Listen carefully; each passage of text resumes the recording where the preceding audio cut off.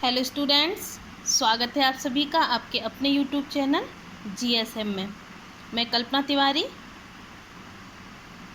आज आपके लिए संचार संप्रेषण के सिद्धांत से संबंधित वीडियो लेकर के आई हूँ। और ये वीडियो जो है संचार संप्रेषण का सिद्धांत, ये बीएड फर्स्ट ईयर के स्टूडेंट के लिए अत्यंत ही महत्वपूर्ण है। संचार संप्रेषण को सिद्धांत में मैंने पॉइंट में लिखा है और आपको एग्ज़ाम में इन पॉइंट्स को लेकर के हेडिंग के रूप में लेकर के इनकी व्याख्या करके आपको एग्ज़ाम में लिखना है। मैं इनकी व्याख्या 1 बाय 1 करूँगी और जिसको कि आपको ध्यानपूर्वक सुनना है। मुख्य बिंदु जो इसका फर्स्ट बिंदु है, विभिन्न और उपयुक्त चैनलों का सिद्धांत। संप्रेषण जो है वो विभिन्न और उपयुक्त चैनलों के सिद्धांत द्वारा कैसे पूर्ण किया जा सकता है। संप्रेषण में क्या होता है कि दो लोग होते हैं, एक होता है प्रेषक और दूसरा होता है प्राप्तकर्ता। प्रेषक और प्राप्तकर्ता के बीच संप्रेषण के कुशल और प्रभावशाली प्रवाह के लिए शाब्दिक या अशाब्दिक दोनों हैं साधन किसके हैं, संप्रेषण के साधन हैं। मतलब प्राप्तकर्ता और प्रेषक, जो संप्रेषण कर रहा है और जो उस संप्रेषण को प्राप्त कर रहा है, जो अपने विचारों को प्रदान कर रहा है और जो उसके विचार को ग्रहण कर रहा है, इन दोनों के बीच प्रभावशाली संप्रेषण बनाने में उपयुक्त चैनलों का, विभिन्न प्रकार के चैनलों का एक अच्छा खासा योगदान होता है। और ये जो संप्रेषण होता है दोनों ही प्रकार से हो सकता है, शाब्दिक भी हो सकता है और अशाब्दिक भी हो सकता है। विभिन्न चैनलों का प्रयोग करते हुए क्या होता है कि संप्रेषण जो है उसका जो भी उस संप्रेषण का जो भी संदेश होता है उसको बार बार चैनलों पर दिखा करके, जैसे कोई भी सूचना किसी को पहुंचानी है तो वो चैनल के माध्यम से बार बार उस, आप टीवी देखते हैं, टेलीविज़न देखते हैं, उसमें क्या होता है कोई भी सूचना होता है उसको बार बार हेडिंग के रूप में बार बार आती रहती है। तो इससे क्या होता है, जिसके पास वो सूचना नहीं पहुंच पाती उस इंसान तक भी वो सूचना आसानी से पहुंच जाती है। ऐसा नहीं कि वो सूचना जो एक निश्चित समय पर ही दी जाए, सारा दिन टीवी पर वो न्यूज़, वो हेडलाइन आती ही रहेगी और वो जो सूचना होती है, वो जो संप्रेषण का सिद्धांत होता है, वो जो संप्रेषण होता है वो विभिन्न चैनलों के माध्यम से प्रत्येक व्यक्ति तक आसानी से पहुंच जाता है। दूसरा बिंदु बनता है भाषा पर आधिपत्य या प्रभुत्व का सिद्धांत। संप्रेषण में ये बहुत ही महत्वपूर्ण बिंदु है, भाषा पर आधिपत्य या प्रभुत्व। आधिपत्य का मतलब हुआ भाषा पर अच्छा खासा अधिकार। संप्रेषण को प्रभावशाली बनाने के लिए भाषा पर अधिकार का होना बहुत ही आवश्यक है। मीन्स भाषा आपकी जितनी प्रभावशाली होगी, भाषा आपकी जितनी आसान, सही और प्रभावशाली होगी, उतना ही आपका संप्रेषण जो होगा प्रभावशाली होगा। आसान प्रभावशाली भाषा होगी तो उसको जो प्राप्त करता है उसे आसानी से समझ सकेगा और वो आपके संप्रेषण से प्रभावित हो सकेगा। कठिन भाषा से क्या होगा कि जो भी प्राप्त करता होगा उसको आपकी बात पूरी समझ में भी नहीं आएगी और वो जो प्राप्त करता है वो उसमें पूरी तरह से रुचि भी नहीं लेगा। कक्षा में कई बार क्या होता है कि अध्यापक जो होते हैं बहुत ही उत्कृष्ट, बहुत ही उच्च कोटि की भाषा का प्रयोग करते हैं, लेकिन विद्यार्थी जो होते हैं उस भाषा से विधिवत अवगत नहीं होते हैं। हालांकि शिक्षक बहुत अच्छे तरीके से अपने विषय वस्तु को पढ़ा रहा होता है, फिर भी विद्यार्थी को विषय वस्तु समझ में नहीं आती है, क्योंकि वो शिक्षक की जो भाषा होती है वो बहुत ही उच्च वर्गीय, बहुत ही उच्च कोटि की होती है। उस पर कठिन शब्दों का अलंकारिक भाषा होती है जो विद्यार्थी की समझ में नहीं आ पाती है। इससे क्या होता है कि कक्षा में संप्रेषण कार्य जो होता है वो भली भांति नहीं हो पाता है। जो भी हमारे लीडर्स होते हैं कितनी सरल और स्वच्छ भाषा का प्रयोग करते हैं ताकि जो जनता है उसको उनकी भाषा अच्छे से समझ में आए। और ये मोस्टली देखा जाता है कि जो जितनी अच्छी स्पीच दे लेता है जनता उसकी तरफ ज़्यादा से ज़्यादा आकर्षित होती है। नेक्स्ट जो बिंदु बनता है वो अभिप्रेरणा। संप्रेषण के सिद्धांत में अभिप्रेरणा का क्या महत्व है। संप्रेषण के सिद्धांत में अभिप्रेरणा का अपना एक महत्वपूर्ण स्थान है। संप्रेषण एवं संप्रेषणकर्ता, प्राप्तकर्ता और संप्रेषण जो प्रेषक होता है, उन दोनों में ही संप्रेषण अधिक से अधिक रुचि रखी जाए उसके लिए अभिप्रेरणा का होना बहुत ही ज़्यादा आवश्यक है। वही प्रभावशाली होना। अभिप्रेरित करना मीन्स आपकी भाषा इतनी मधुर हो कि सामने वाला आपसे प्रेरणा प्राप्त करे, आपसे इम्प्रेस हो, आपकी बातों को सुने, समझे और उस पर ध्यान दे। नेक्स्ट जो बिंदु बनता है वो है संप्रत्यय की स्पष्टता।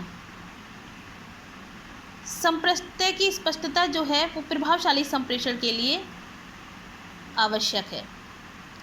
इसमें क्या होती है संप्रत्यय की स्पष्टता में कि कक्षा कक्ष में जो अध्यापक होता है, कक्षा कक्ष की जैसी परिस्थिति होती है उसमें जो अध्यापक होता है, जो भी उसकी विषय वस्तु होती है, अगर संप्रत्यय का मतलब होता है प्रत्येक पॉइंट, अगर वो अपनी विषय वस्तु के प्रत्येक पॉइंट को, प्रत्येक बिंदु को भली भांति स्पष्ट कर लेता है, तब तो उसका जो विषय वस्तु है वो, उसका जो संप्रेषण वो भली भांति संपन्न हो जाता है। अगर वो कोई भी, मान लीजिए किसी भी टीचर की कोई भी विषय वस्तु कोई भी है, उसने अगर उसके मुख्य बिंदु को भली भांति स्पष्ट कर लिया, तब तो वो संप्रेषण का कार्य, तब तो वो संप्रत्यय की स्पष्टता हो गई। मतलब प्रत्येक बिंदु को स्पष्ट करना। संप्रत्यय से तात्पर्य है प्रत्येक मुख्य बिंदु को स्पष्ट करना, व्याख्या करना, उनको समझाना 1 by 1। तो अगर 1 by 1 अध्यापक ने उन प्रत्येक बिंदु को अच्छे से संप्रेषित कर लिया विद्यार्थी को, तब तो संप्रत्यय की स्पष्टता उसकी सफल हो गई संप्रेषण कार्य में। और अगर वो उसको करने में असफल हो जाता है तो इसका मतलब ये है कि उसकी संप्रत्यय की जो स्पष्टता की जो प्रक्रिया थी वो, उसमें वह शिक्षक जो है या वो व्यक्ति जो है वो उसमें असफल हो गया, तभी उसकी विषय वस्तु विद्यार्थी की समझ से परे रही। अगर उसने अपने मुख्य बिंदुओं को अच्छे से समझा लिया तो मतलब उसकी विषय वस्तु में संप्रत्यय की स्पष्टता पूर्ण रूप से विकसित हुई। नेक्स्ट बिंदु बनता है आमने सामने की अंतःक्रिया। आमने सामने की अंतःक्रिया, यह सिद्धांत निकटता के लिए उत्तरदायी है। आमने सामने की अंतःक्रिया का सिद्धांत जो है ये निकटता को दर्शाता है। कक्षा कक्ष परिस्थिति में क्या होता है, अध्यापक और विद्यार्थी के बीच दूरी कम हो, प्रेषक और प्राप्तकर्ता के बीच न्यूनतम फासला अगर है तो इन दोनों के बीच संप्रेषण जो है वो अधिकाधिक हो पाता है।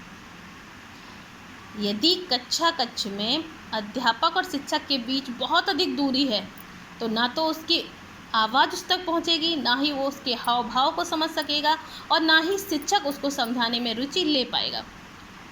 तो आमने सामने की अंतःक्रिया से तात्पर्य है कि शिक्षण कार्य करते समय अध्यापक और विद्यार्थी के मध्य की जो दूरी है वो न्यूनतम हो, कम से कम हो, ताकि शिक्षक का ध्यान भी बराबर इस विद्यार्थी पर बना रहे और विद्यार्थी भी शिक्षक की विषय वस्तु को समझने में पूर्ण रुचि रखे।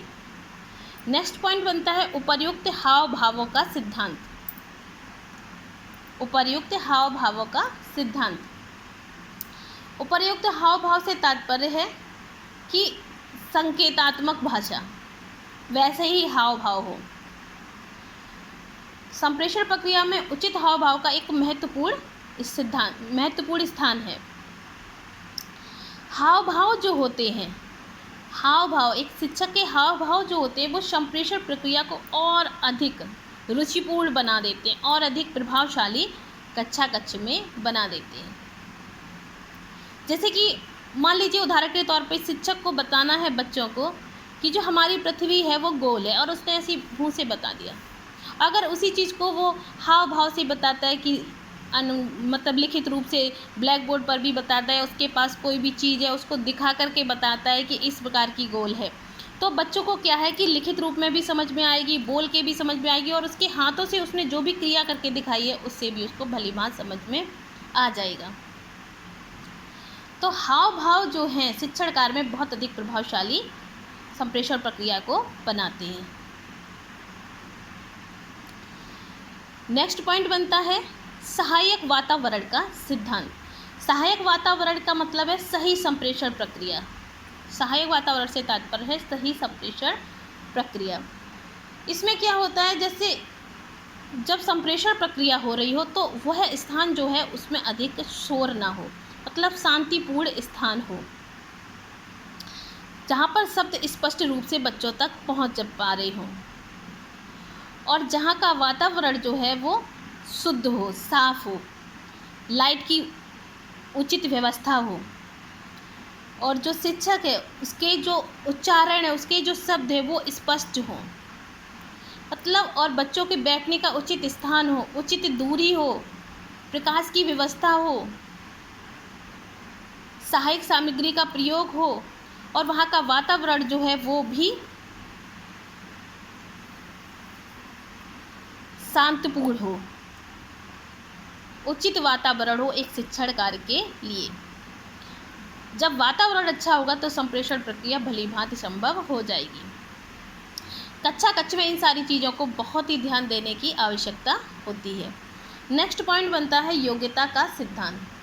प्रेषक एवं प्राप्तकर्ता के पास संप्रेषण कौशल का होना अत्यंत ही आवश्यक है। और ये कौशल क्या होता है? संदेश भेजने वाले और संदेश प्राप्तकर्ता दोनों के पास होना आवश्यक है। यदि अध्यापक योग्य एवं सक्षम नहीं है तो उसका उद्देश्य जो है वो सही तरीके से विद्यार्थी तक नहीं पहुंच सकेगा। और यदि शिक्षक सही है, योग्य भी और सक्षम भी है, यदि विद्यार्थी संदेश प्राप्त करने में सक्षम या योग्य नहीं है तो भी संप्रेषण प्रक्रिया भली बात संभव नहीं हो पाएगी। इसमें दोनों ही पक्ष जो हैं वो योग्य हों, संप्रेषण प्रदान करने वाला और संप्रेषण प्राप्तकर्ता दोनों ही योग्य हों। नेक्स्ट पॉइंट बनता है सक्रिय श्रवण का सिद्धांत। सक्रिय श्रवण के सिद्धांत के अंतर्गत क्या है? सुनना, श्रवण करना। तो जिसमें क्या है कि जो वातावरण हो, जो ध्वनि तरंगे हम सुनते हैं, इनमें कोई ना कोई अर्थ निकल रहा हो, मतलब जो भी व्याख्या दी जा रही हो, जो भी कुछ बताया जा रहा हो, जिस माध्यम से बताया जा रहा हो, वह प्रक्रिया प्रभावशाली हो, शुद्ध हो, स्पष्ट हो, जो बच्चों को शिक्षक की आवाज़ जो है वो स्पष्ट रूप से सुनाई दे। अतः हम अपनी वाणी को यहीं विराम देते हैं और अपने नेक्स्ट वीडियो में संचार संप्रेषण के प्रकार के बारे में चर्चा करेंगे।